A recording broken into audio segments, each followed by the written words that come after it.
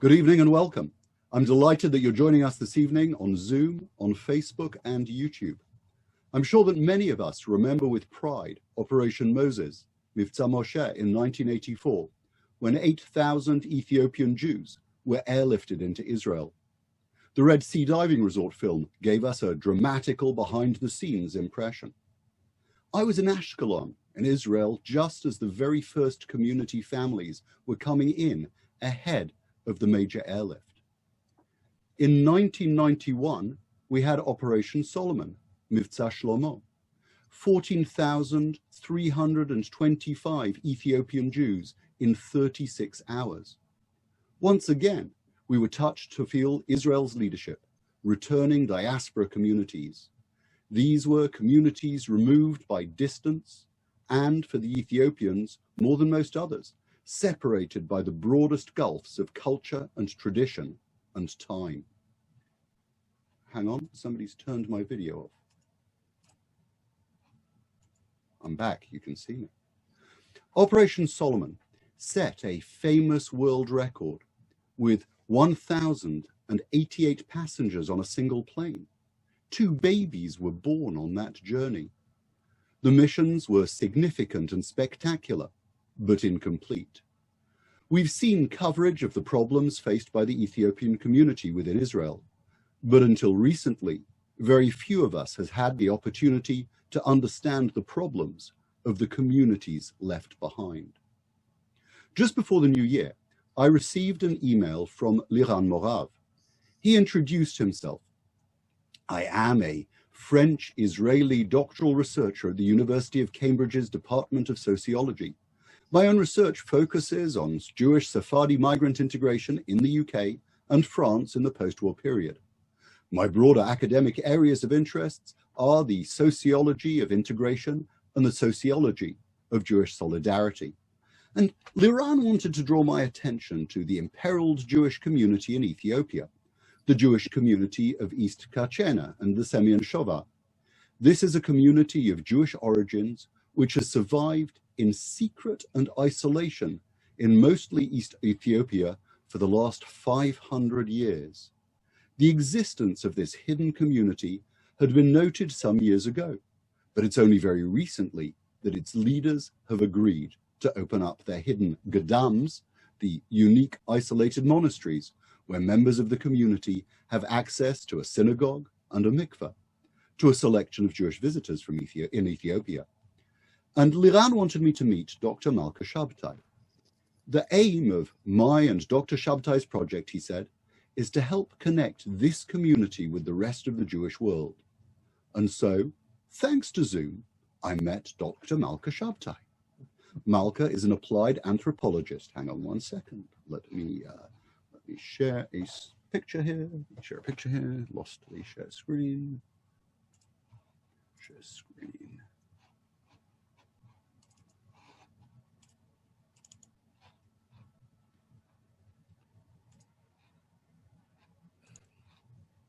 View.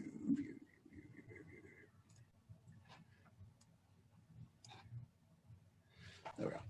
Malka is an applied anthropologist who's worked for over 36 years with Ethiopian Jews. She taught in academia for 30 years, applied research and cross-cultural training. And she's now with the Ministry of Education for the Department of Youth at Risk, with Israeli Arabs, Orthodox Jews and new immigrants. And she writes, "In my free time, I am deeply involved with diverse Jewish communities, mainly the Lemba in Zimbabwe, the Abu Yadia in Uganda, and the Kachene Jews in Ethiopia." And it's to them we're going to turn just now. Hang on one second as I share a different screen.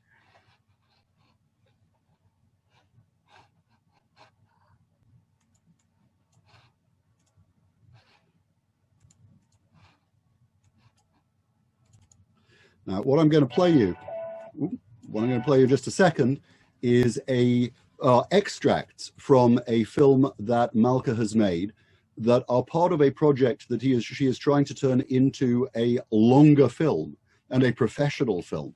So what you're seeing now is actually being released for the very first time to a public audience, certainly in diaspora.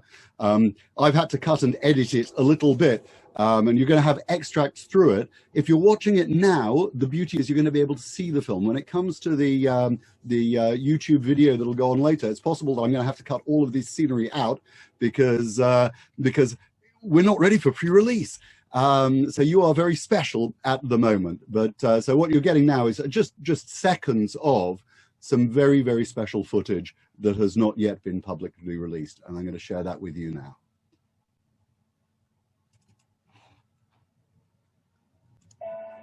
I came to Ethiopia this time to look for a hidden community, on which I heard for the first time 26.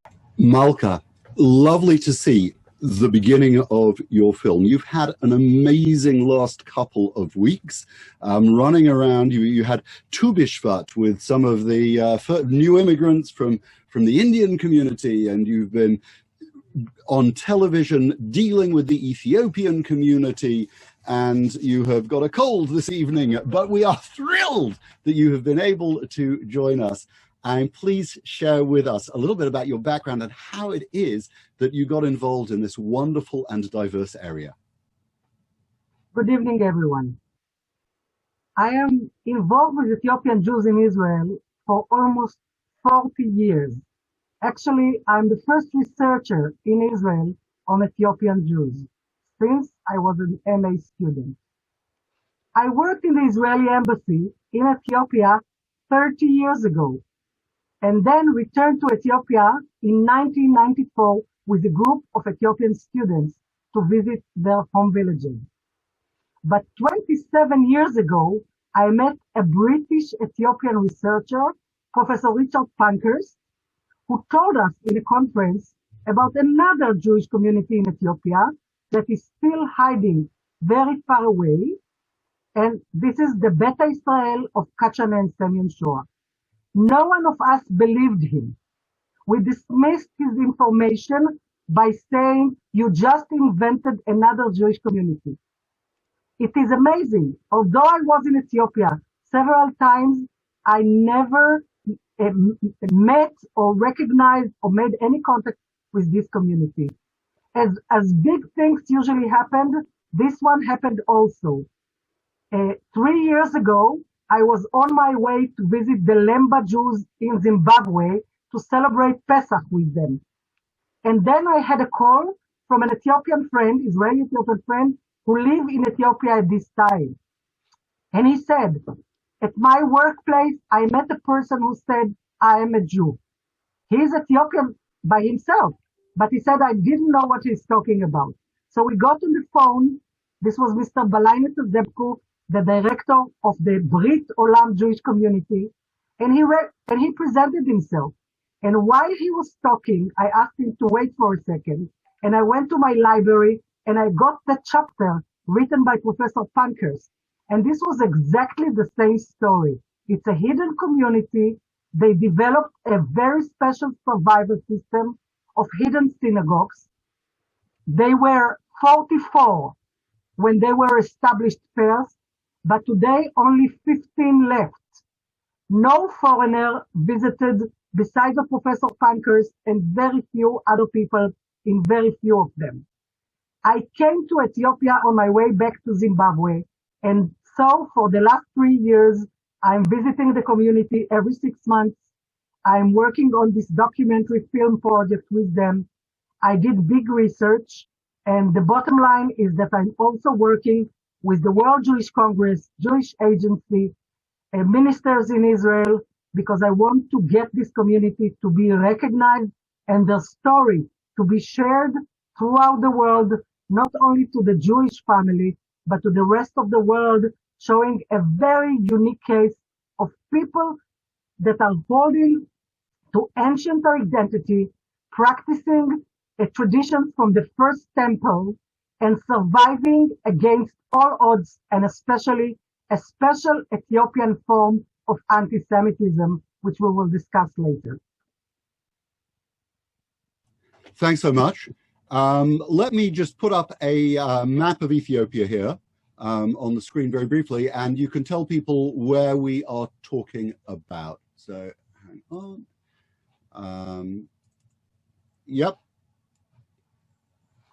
Okay, let me see if I get it. Okay, you know the geography of Ethiopia by the Jews, which is Addis Ababa, and Gondar, and further Tigray.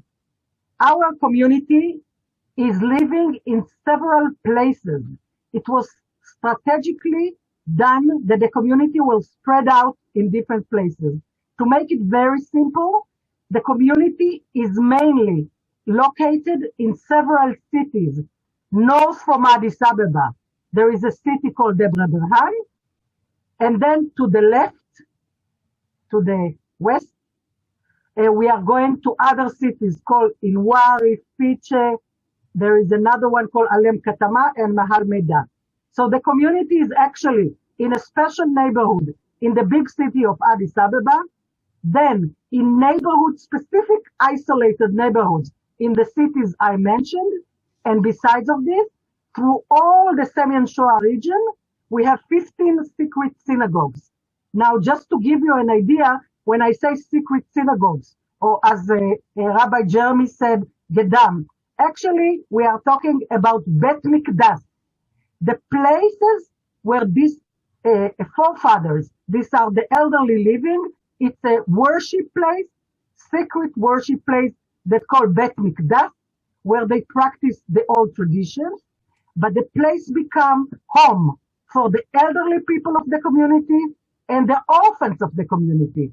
So it is mainly a worship place for the secret traditions that we will mention some later, but it's also a home. It's like an elderly home from one side and an orphan's home from the other side. It's a unique family model of survival for this community.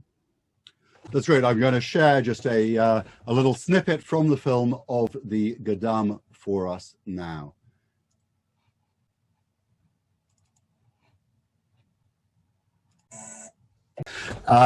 Who are the religious leadership of the community? Okay, here what you showed now is actually the first Gedam that was built almost 1,000 years ago. It's called Kei Afar Gedam. Just to give you an idea, it took me and my team 2 days from Addis Ababa to get there, to cross a Muslim state in Ethiopia called Wollo and walk down the hill to the river for this Gedam. The religious leaders of the community called Abbas. But it's interesting that in every Gedam we have a man who is the Abba, who is the spiritual leader, and also Ima. So there are Imas and Abbas who are the spiritual leaders who are practicing the secret traditions. Under them, there are the elderly, whom I met in Addis Ababa mainly, from whom I got permission to start going inside and who share with me the stories. Under them, we have the young leadership who are mainly educated people. But most of the community in all the places I mentioned are actually craftsmen and women. They all do what we call in Ethiopia Balij. These are the pottery, blacksmith, weaving, and they are the main economic function in Ethiopia who provide all their products to the economy.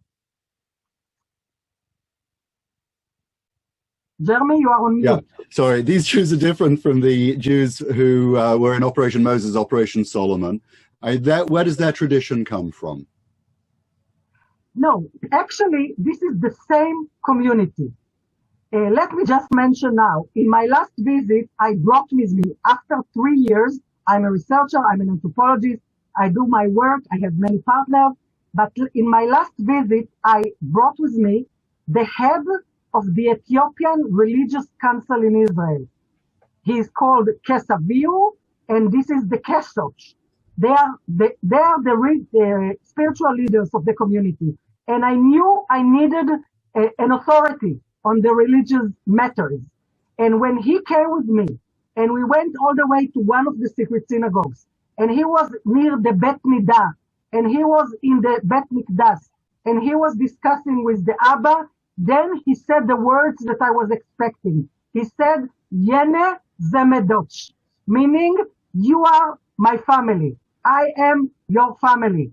This was a crucial moment in my work for the last 3 years because he gave the formal recognition. Also, this is not the time now, but I traced the history, how this community has been created.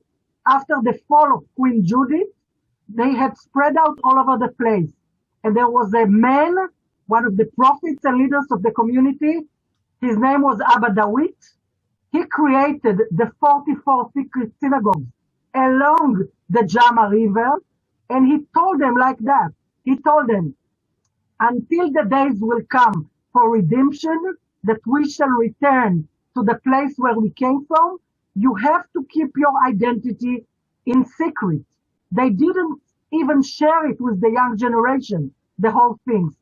And the community has some very high practice religious, like Shabbat, like the red cow ceremony, like purity, like blood seclusion, and so on and so on. And it is all practiced in the secret synagogues, and the young people come there to meet their leaders and learn about that. In a moment, we're going to have the opportunity to see just a little bit of footage of some of the ritual life.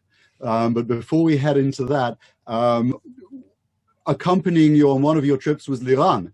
And this is a great time to bring him in. And Liran, can you share with us how you came to be involved and what your impressions are from the community and being welcomed into the Gedam? Yes, thank you, Jeremy.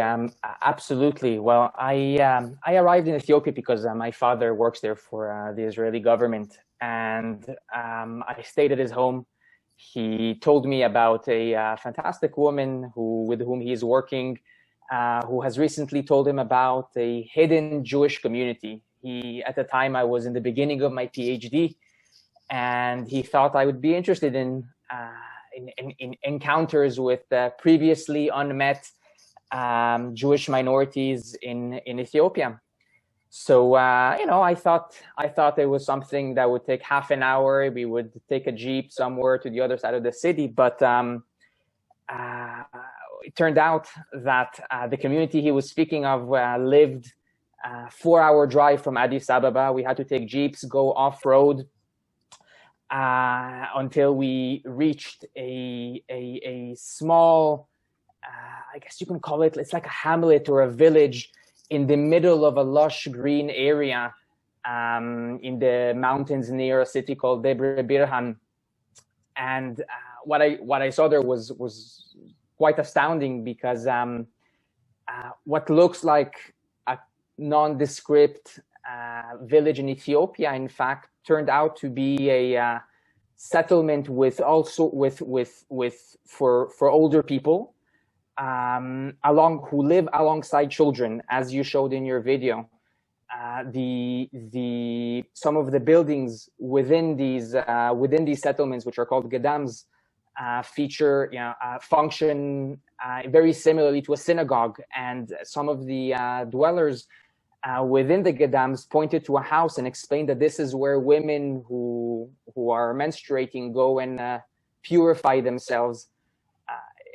I had never heard of people of Jews living in this way, but the whole experience just shook me. And after that, I essentially volunteered to help Malka spread the word about this community and its unique way of life in the UK and anywhere I could.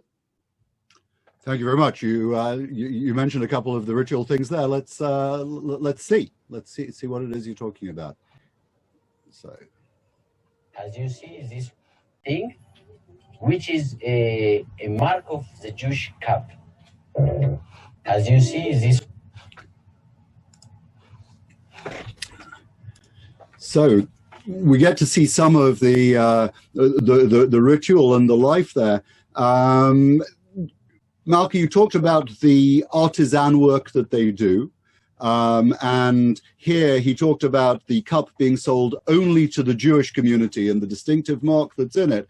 What is the relationship like between the Jewish community and the people from outside? Okay, that's a very big issue. But just before, let me mention, because you did a good job, Jeremy, but not by not showing what I didn't want you to show.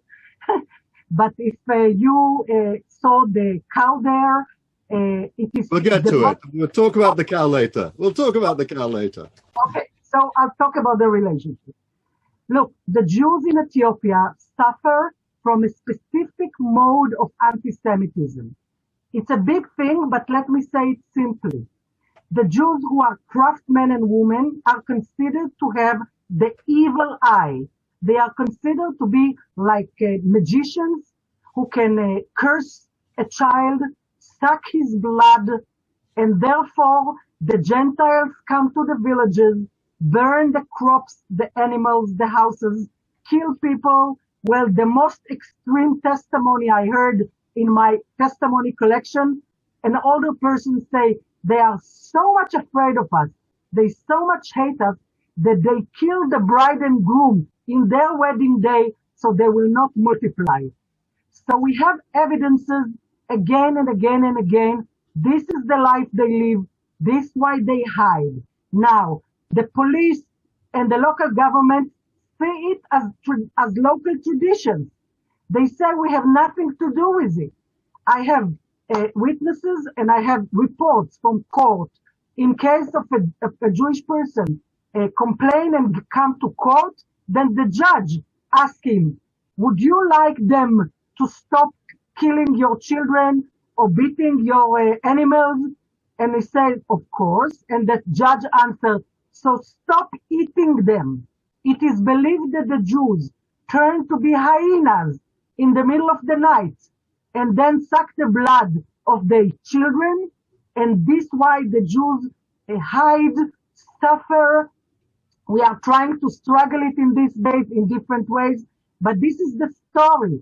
They survived against all odds. By the way, in a large community meeting, I asked them, so why don't you just become Christians like everybody else and give up your significant and problematic identity? Wouldn't it be easier? They say many had given up, but we don't want to give up. We rather die as Jews, but who we are, Beta Israelot, expecting the vision of our forefathers, but on a daily basis, they are murdered, killed, hiding, and so on. Now, another point, most of the children of our community don't go to schools because even the children, the other children and the teachers laugh at them, give them these bad words of Buddha, they call them Buddha, and all of that things. So the children cannot even go to school. Young people cannot find jobs. Their only survival is by doing the art and craft. And they cannot sell their products in the market.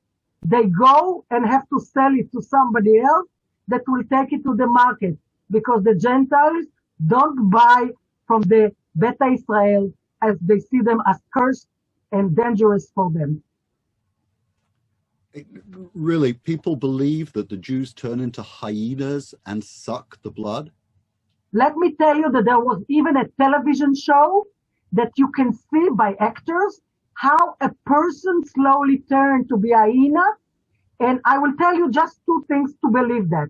In Kachene, the neighborhood in Addis Ababa, the Gentiles come at midnight by the river. There is always a river that split the Jews to the non-Jews. So the Gentiles come at midnight and they make noises like hyenas. Whoo, whoo. They say they do it to confuse them not to become hyenas. This is one thing. The second thing, these days, when I was in Addis Ababa last time with my friends in a restaurant and they just want to call for a taxi to go home, the taxi drivers ask where you want to go. When they say Kachene or Kabbalah 5 or the other neighborhood in another city, the driver doesn't want to go there. And when I said, I called the taxi company and I said, I want to go to Kachene, they say, sorry, madam, we don't go there. And finally, I met a TV journalist that I met through another friend, and she said, I came to see who are you, a crazy woman that go into this neighborhood. I said, what's the problem? She said, we grew up knowing that these people are dangerous, are a danger for us. And then I showed her the chazan of the community, my dear friend called Mickey. And I said, does Mickey look like a person who become an hyena at night? What are you talking about? And she was very, very serious. And she told me, Malka, you are a scientist. You are going to tell me that there is not such a phenomenon that some people can become hyenas at night? This is how we grew up. So there's hatred. It turns into violence. You played me I'm going to share with you a section from a meeting where, as I understand it, somebody from Addis Ababa has come into the Gadam and is talking to the people who are there. Should I tell you who is this person? So please, yes. Okay. In my film, the hero of my film is a young man, an artist of the community. His name is Abera. And with him, we are going to a journey because he joined me to find out about the traditions that have been hidden from him, even by his mother. And there we went to his youth village, to the village where he grew up. It's called Inwari. And after being in the Gedam, after participating in the ceremonies, he just got kind of a spirit. And for the first time in his life, without asking any permission, he stood up and talked to the people. All right, and now you're going to see just a very short extract of what it is that he said.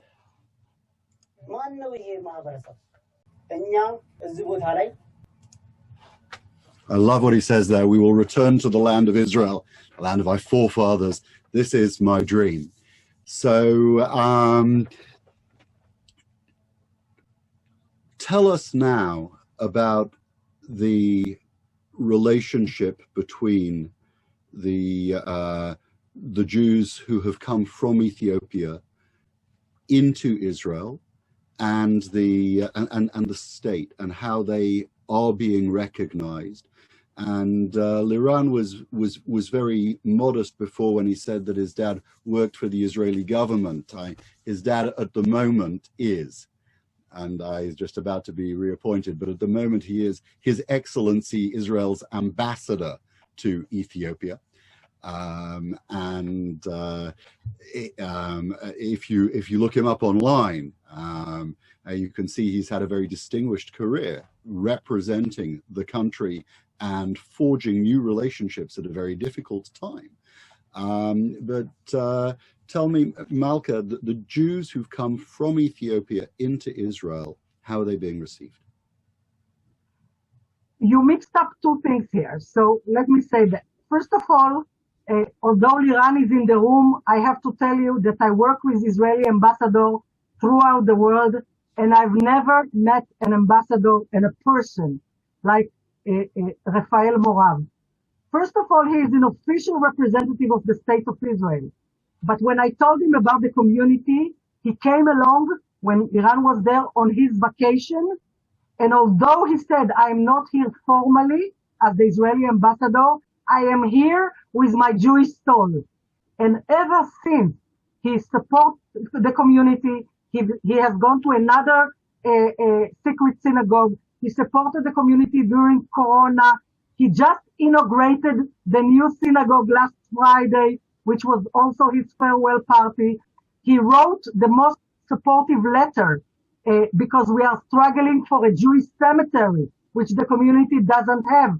And our ambassador is spending a lot of time and efforts to support the community and do a lot of things that officially he is not supposed to do it. So this is something I must say. Yesterday, I met the new ambassador that is coming, and I told him that I expect him to follow Rafael Morav, and this is a very, very high standard. This is one thing. The other thing, you ask about Ethiopian Jews coming to Israel. Now, are you asking about the previous Olim from Ethiopia, the older ones, or you're speaking about this community because this one are not coming to Israel yet. They are not even known. They are not, let me tell you that. When a few months ago, I put up a article in the newspaper in Israel. Now the reaction I got was like an earthquake. Some people from the Ethiopian community that know me for 40 years, they said something like this. Malka is working with the Ethiopian Jews for 40 years. She got bored, so she invented another Jewish community in Ethiopia. It is not possible that there is another Jewish community in Ethiopia. Some people said, you found our lost sisters and brothers. And there are more. There are other more. We didn't mention that. But there are many more other Jewish communities throughout Ethiopia in different stages. This is why it was important for me when Kesaviu said, I'm coming with you. I want to see with my 2 eyes. And right after, as you know, we are in a lockdown in these days. Our plan is right after the lockdown, him and myself will go throughout the country and do Kesoch meetings to tell the story of the community, to get support. Kesaviu and myself are going to meet Buji Herzog, the chairperson of the Jewish Agency, next week after the lockdown, and we are going together on the media because these two pieces need to come together. Now, Ethiopian Jews in Israel, the older ones with whom I'm working for almost 40 years, have very interesting, challenging, and a complex situation. There are the bad news you hear about struggles, about discrimination, but you have a lot of good news that in 1 or 2 generations, actually in 1 generation, people that came from villages, illiterate, got the help, assistance, and opportunities that Israeli society gave them. And now we have, actually today I got another good news of a colleague of mine that just was appointed as university professor. And my PhD student, my Ethiopian PhD student, is writing an amazing piece on how in 1 generation you can start from being illiterate, then you can come to have a BA, MA, and master and PhDs in 1 generation to illiterate parents. So all these changes, rapid changes, intensive changes. We have Ethiopian Jews in government offices. We have a nice minister. We have parliament members. Now into the new elections, there are so many new Ethiopian Jews that are competing in their different parties. We have in academia, in music, in sports, all over the place, and in many positions. So I can't, for me, when I am interviewed on the situation of Ethiopian Jews and my point of view of 40 years, I say it's not fair. Give me a whole weekend, I can begin to answer you. When we talked before, you used an expression that I thought was so appropriate for what we're experiencing. And you've highlighted it now when you talk about the transformation from people who've come out of mud huts in villages into being doctors and everything that they're achieving. You talked about the resurrection from the vision of Ezekiel, of the Valley of Dry Bones. And I think it's so apposite. But I was reflecting on that idea. So you have the Valley of the Dry Bones and the flesh coming on and the life returning. It's not that the dry bones get up and walk as skeletons. It's actually we get to see the life as it was. And I thought that really connected to the video that I didn't show before, and I'm going to share now. These people that we are talking about have traditions which trace their way right back to the what was of the Jewish community. And you were invited to see not the ceremony itself, but a reconstruction of a ceremony. So with all of that, we have no idea if what you're seeing is exactly as it was or something that has been done as a demonstrative thing for you, and nobody should judge it. But this is part of This is part of the tradition. And this is when you told me about this, and he said, there's film of it, to realize that practices that we talk about are lived and breathed by this community was a sense of the flesh coming onto the dry bones and the opportunity to connect with history. So with that introduction, and possibly being shown very much for the very first time, and I know you're nervous about this, but Malka was invited to see a reconstruction of some of the sacrifice of the red heifer. And it is a reconstruction, as I say, and this was for the flavor of it. But she also went with the hero of the film and the connection she'll share with us about that in just afterwards as well. But I don't want you to give the whole film away, but if people are excited, she's looking for people to help sponsor and make the film. So let me share just a couple of very short clips with you again.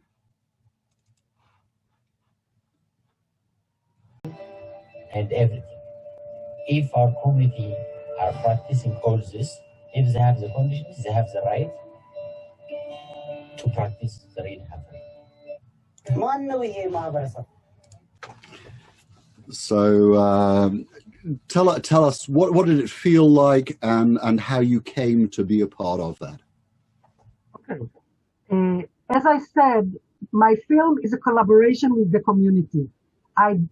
When I started my way, I always make a large community gathering. The elderly people ask questions, make decisions. So exactly a year ago, when I was there to start filming, we had this meeting, and then the elderly stayed together and they made a decision. After I flew all the way to Ethiopia, I still didn't know to what secret synagogue I will be going. The elderly sat together and came up and said like that: you will go to the first Gedam that was built 1,000 years ago, and we decided to do a reenactment of the ceremony for the film. Now, remember that we agreed that my mission is to take the story out. So they asked me if I can afford buying a cow. So I did bought a cow, and we traveled 2 days to the place, and they did the ceremony. Then what was important for me was few issues. What do they know about the original ceremony? What do they keep? What has been changed? What was it important for them to do a reenactment for the film? And what about the original ceremony? So I will not go into all of that, but mainly they said it is our main ancient Jewish tradition. Once a year, this month, actually next weekend, is Tera Batochin Red Afar ceremony that is held in the two very remote and sacred Gedams that no foreigner ever visited, and I will be allowed to visit there only in my next visit. They told me that only after 3 years that they will be convinced that I am totally with the community, I will be allowed to go to the synagogue. Now, in this weekend, all the community people from all Semien, Showa, and Kachene, 4 o'clock in the morning, many buses, a lot of people going there, not the young people, only the elderly people and small children are taken to the ceremony. Then the Abbas perform the ceremony. They stay there for 4 days, then they return. I am happy to tell you that Abera, the hero of my film, has been invited by his mother to join him this year for the first time in his life. So I'm all excited. Now cameras are not allowed, telephones are not allowed, all need to be out. But Abera is going to win this opportunity because of the journey he has been doing with me for the film and into the community. And then maybe next year they will allow me. I still have to prove that I can make it to the most remote and difficult Gedam to go. And I can just tell you now that this very secret synagogue also keep other secrets. I have an idea what are they. I cannot share with you, of course, but I just want to tell you that I'm there for 3 years. So, but every time I come, I discover something else. Every time I come, they share with me something else. More people that were not willing to meet me before are willing now. It takes a lot of time to get their trust. They want to be convinced that this is the time of redemption. Now, just one more thing. When the first time they told me about the red cow ceremony, I said, are you sure? It's a very old tradition from the temple. They told me to open the book of Numbers and read there and see the instructions step by step. And they keep the tradition following the book of Numbers, but they made one change that is very clear. Maybe there are small others, but one has been changed. This is that in the original ceremony, the cow is burnt and the ashes are spread or something like that.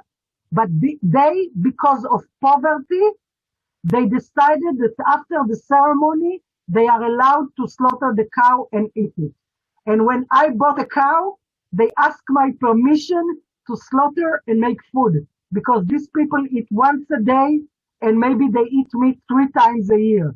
So there are changes, they are aware of them, but the elderly told me we have to keep this tradition. This is the core of our identity, together with total observance of Shabbat and purity laws like the Nidah and the house of bleeding people. So I think, I hope I will be strong enough to go to this remote Gedam. It's not easy journey. Let me tell you that Liran was in the easiest one. Liran, you were in the easiest one. Since then, I've been in 3 more that are very, very difficult. Usually when I go down, I have 2 friends that are helping me to go down and then to go up. It's not easy, but they told me that the hardest one to be reached is still waiting for me. I told them I'm getting older. They say it doesn't matter. We are not ready yet. I just need to confirm that on the more extended video, you see Malka heading towards the Gedam, and she is going down this slope, which was designed for mountain goats. It's not designed for people and ready access. And I think that's possibly also part of the community wanting to maintain its seclusion and its identity. You talked about the poverty. Just explain, how poor are these people? Okay. First of all, they are living isolated. They live in places that very, very few people come to visit them few times a year. Yes, the relatives come few times a year for the ceremonies to visit them. They are very old people, very, very old. They live in the banks, like women, small hut with banks, men, small huts with banks, the children banks like this. They work in the small fields that they have. They pray mostly at night. They wake up at midnight and they do most of the prayers between midnight and 3 o'clock in the morning.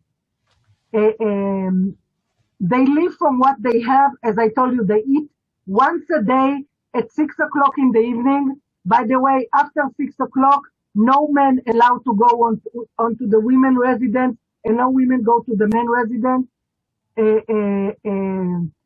Of course, the holiday is Shabbat.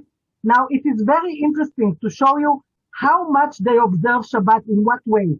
First of all, people that want to come to the Gedam on Shabbat, if they don't enter before the entrance of Shabbat, they stay outside. So outside of every Gedam, they build little houses, little huts, that they call Mofar Bet. Mofar is the Hebrew word mefer. He who didn't keep the laws of Shabbat, stay out. Then they pray Arvit. They wash in the river, of course. They pray Arvit. They close the doors of the Gedam, the gate, and they don't speak on Shabbat prayers. It's not allowed to speak. They even tell me Children cannot laugh. All is done quietly. They do birkat motzi lechem min birkat the bread ceremony with the injera. They pour the wine, but no talking. Just the Kohen is praying, and the Levi is wearing special dresses and pouring the wine. Shabbat, after Shabbat, they open the gate and let people go. They always live by the river, because all the purification ceremonies, like the Nida, like Shabbat and all of that, are the beautiful huge river of Jamma River. Now, we talked about the burial thing, and you showed there. Abba Admasu, in the short thing you saw, tell me how difficult it is for them, because the Christians don't let them bury their people. They have to find places in the mountains and hide the bodies. Sometimes the Christians come and steal the bodies and take them out. They say, we don't want them on our land. This is why our main struggle now is for a Jewish cemetery, at least one for the Beta Israel. I hope that we will still be able to get it during the time that our dear ambassador is still there. If not, we will continue to go. Even the ambassador said that this will be his last request from the mayor of Addis Ababa to help us to do that. Now, listen to this. Already the bureaucratic work is done. Then they told my friends, you have to bring 2,000 signatures of people that will agree to be buried in a Jewish cemetery. Now, it's not that easy.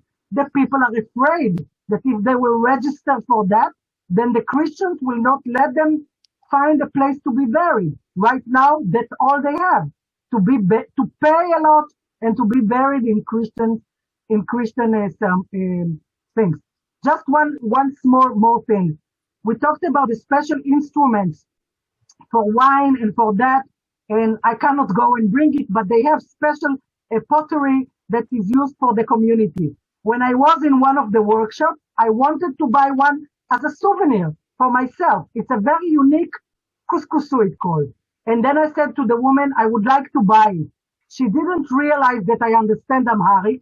So she turned to my friend and she said, sorry, we can only sell it to Jews. And my friend had to tell her she's also a Jew. Unfortunately, she's a white Jew, but she's also a Jew. And then she was very suspicious until I would be able to buy it. Let me tell you that in all the places that I have been, recently, I am the first white to say person that they ever saw. Sometimes I go in the areas, and the whole school is coming out, and the people just get up of the field just to stand there and stare at me, who I am, why I'm coming there, what does it mean? It's very long process to create trust, but it is also amazing, and I have to say that you just started with the Zoom. Abba Minas, which is one of the spiritual leaders of the community, very close friend with mine. He has a cellular phone, and he's my friend on Facebook. So usually I can show you. I like the river of the mikveh. So he sent me pictures of the mikveh, of the elderly people. Most of the time he doesn't have connections. But once in a while, like today, he just sent me pictures. I send him pictures. I use Google Translator to say hello. May God bless you. May God bless you, like this. So it is amazing complex word.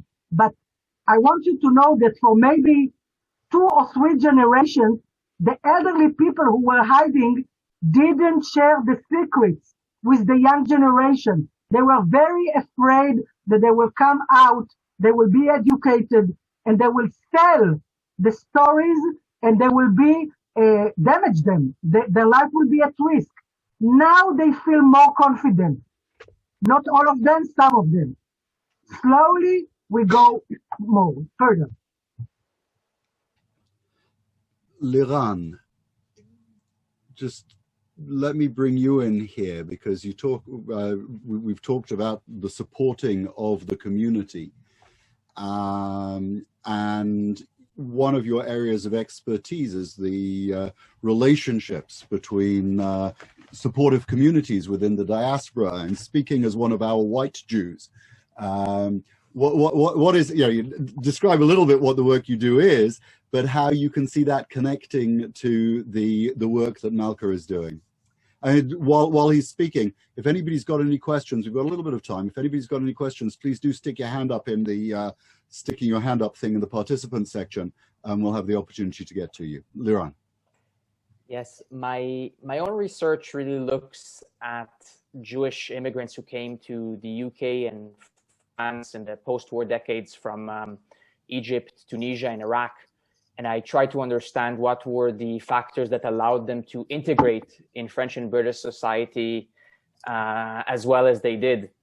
And one of my discoveries, or one of the things I found out, was that, and a very important driver of this successful integration process was the sheer amount of Jewish institutional support that those amongst them who needed help received from Jewish organizations, from Jewish philanthropists, and just, from informal fellow Jews that they met in the synagogue and in various community organizations.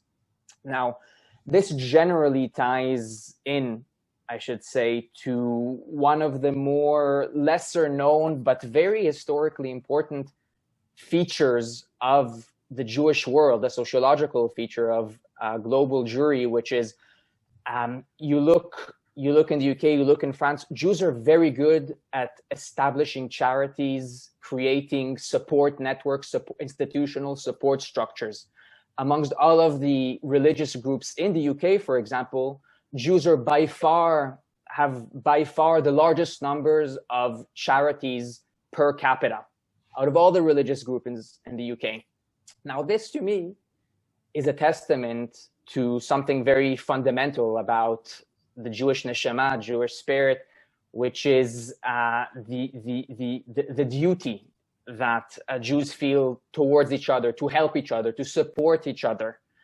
Many people Jews like to think of themselves as, 2 Jews, 3 synagogues, but that's just the intellectual side of Jewish life. In actuality, solidarity and mutual support are extremely important. Now, seeing what I saw in my own research and seeing the communities that Malka introduced me to, their besieged way of life, the poverty that they suffer from, I think this should be, at least from my own personal perspective, something that the Jewish world, as both the diaspora as well as Israel, should do something about. These are individuals who want to connect to the Jewish world, who want to affirm their identity through a connection to their co-religionists around the world, and it is the Jewish duty, as it were, to help them do this. That is at least my opinion. Right. So a couple of years ago, the chief rabbi went on a visit to Ethiopia, and he called for a new Jewish foreign policy. In acts of compassion for our own community and the state of Israel, we should be supporting the underprivileged around the world. He was talking about that in the context of both the Ben Azai program, which is supporting people in Rwanda and in Ghana, which I visited, part of the non-Jewish world, but also certainly the marginalized Jewish communities around the world as well. Richard, I'm going to bring you in. Hang on, let me just give you the ability to unmute.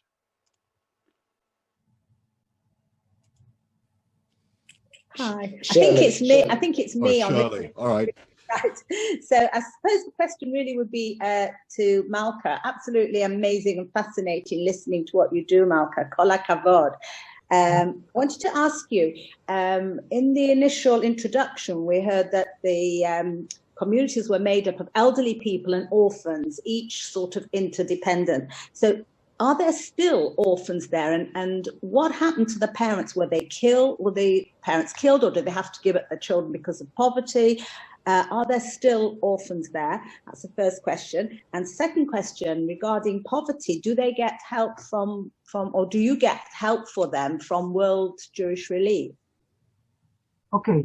First of all, the Gedam, as I said, it's home for the elderly people that cannot make up living independently outside.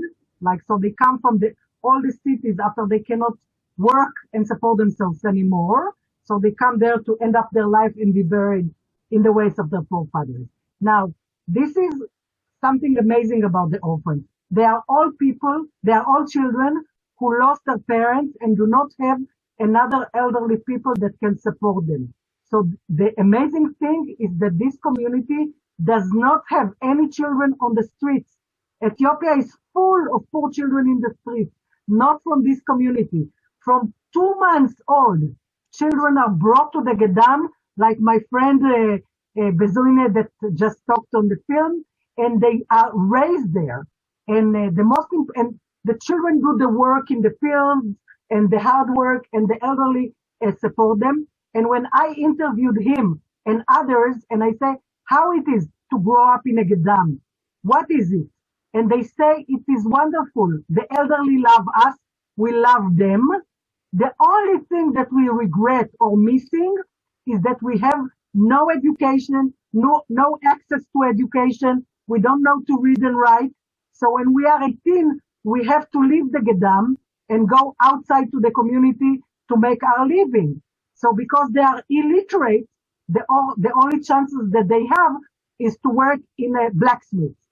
One of my projects, we didn't talk about projects yet, but one of my projects is to start a voluntary program for Israelis and diaspora youth, among them Ethiopian youth from Israel, because the community wants to learn 3 languages: Amharic to read and write, Hebrew for the prayers and communication in Hebrew, and English because every person that speaks English have better chances for a job. Just let me share with you something very exciting. Really, things happened today. While I was in bed all day, some good things happened. My dear hero, Abera, who is an artist, just found a job today. And I gave him as a gift. I don't have a big budget, but I gave him as a gift, you won't believe, $150 for him to register for American English School. So he is now learning English, and he just got a job in an all-African insurance company, and he's still doing his art. I'm just showing you that by all these things, we want to give them the opportunities to connect. Now, I have some partners in the picture. I have an American Jewish community that got involved. I was in the US in a lecture tour, and I got some friends to help. I have an Israeli agriculture company that actually now we start an agriculture a greenhouse in Deborah Berhan University. And we are trying to develop some agriculture skills and knowledge to share with the community. The American friends bought with $8,000 a grain machine to one of the Gedams so they can eat better and they can also sell it. We are starting slowly. The ambassador, when he got the budget to help in Ethiopia, he gave some of the Israeli budget to this community development project. Now, we have a strategic plan. We are going to start a youth village in Deborah Berhan. We got a land already. And one of my colleagues in Israel that was part of the team that created a Gozo Shalom village in Rwanda and was a director of youth village in Israel, and he is Ethiopian himself, is going to go next month and start the project of fundraising, planning, and so, because we want to create a youth village. We want to give an educational opportunities to the orphans and to children from the surrounder that doesn't have a chance. We have the community center, but each time they have to move to another place, and we have a plan to get a land and to build a permanent community center. So the Kesoch are willing to start teaching. When you ask the Abbas, this I cannot forget, what is your first need? Tell me what is the first thing I need to give my attention. They tell me, the Christians have a school, the Muslims have a school, the Jews don't have a school. We want to learn our religion. We want to come back to our forefathers' religion. Now with the Kesoch, we are going to start a study, a Jewish studies program by the Kesoch.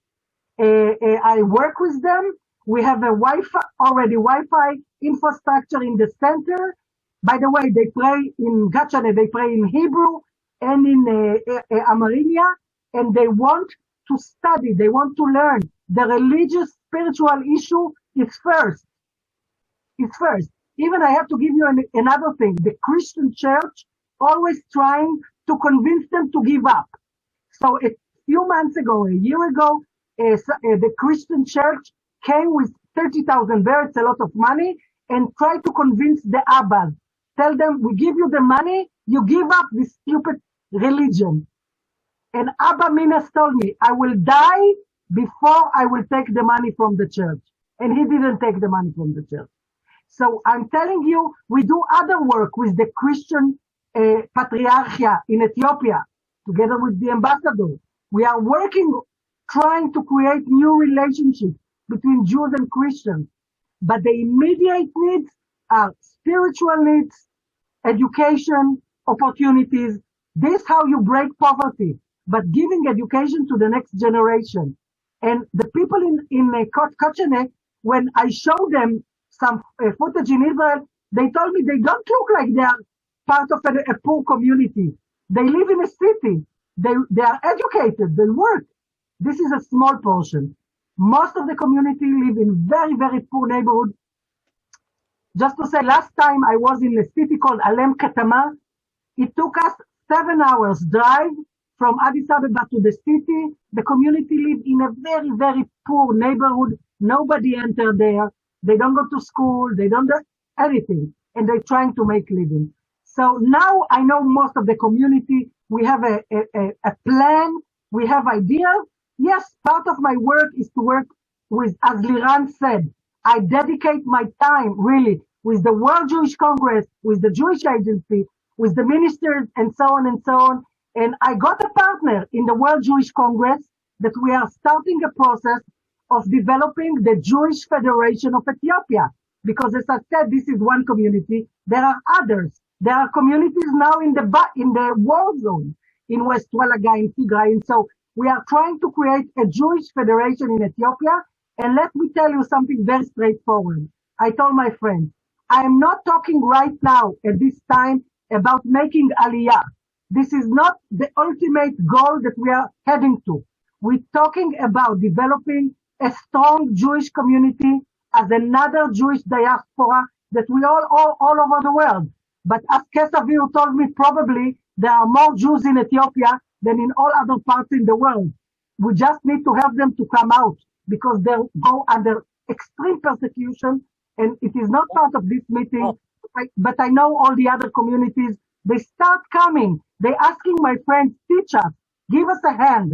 This is why I want, and we want to have a serious Jewish center, JCC, in Kachene, and not a temporary place that we move all the time from place to place. There are many things to do. We're doing it slowly. What a huge amount of work and what enthusiasm. So, when we were talking the other week, you said that the priorities were to reconnect to the Judaism of the Beta Yisrael community, retaining the integrity of their traditions. They've been keeping these going for thousands of years, and making them give it up to become Jews by other standards would be inappropriate. Creating a strong Jewish diaspora with the Jewish Federation of Ethiopia, creating a feeling of belonging and family. And you talked about doing that, strengthening through volunteer organizations, and we discussed what it would take to get volunteers into Ethiopia. I said, would they be able to keep kosher? You said yes. And would they be able to keep Shabbat? You said yes. I said, how do I, what's the Untas de Showa? How do you guarantee that? And she says, Chabad of Addis Ababa. So they get everywhere. But it is possible, and we're looking at the viability of sharing a program to be able to do that, to help build a JCC for all the Gadams, but significantly to help people return to the religion and life of their ancestors, but connected to the common thread which is ours. And that obviously that's the work of not only an anthropologist, but someone who has got the passion and the commitment, the dedication and drive that you've seen Malka share with us already this evening. That's what she's like when she's got a cold. You should see her when she's on all cylinders. For people who are interested, she is available for more discussion, but the film that you've seen a little bit of is hopefully a film that will be seen through to full production. And the work that she's looking to achieve is not supposed to be her personal mission or hers and Liran's, but just as he emailed me to say, this is something that's worth listening to. See how it engages, see how it appeals. I allocated 15 minutes to speak to Malka, and just as we were heading into Hanukkah, and that 15 minutes was a good hour and a half as she shared with me her passion and her story. And I just knew we had a program that we had to put out to the community. So Liran, thank you so much for the shidduch and your input. Good luck with all your studies, and may your work all be strengthened. But Malka, thanks so much for, it's 10 o'clock, it's now 11, quarter past 11 in Israel.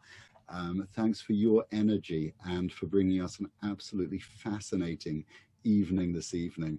We really hope that we're going to be able to support you in the ongoing work that you're doing for the Jewish community in Ethiopia and others around the Jewish world. Thank you so much. Toda rabba. Thank you for all. Thank you all. Thank you, everyone, and thank you, Rabbi Lawrence, for giving us the opportunity. Toda rabba.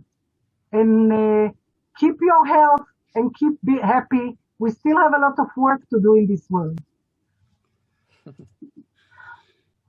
Okay, very good. Thank you. Toda.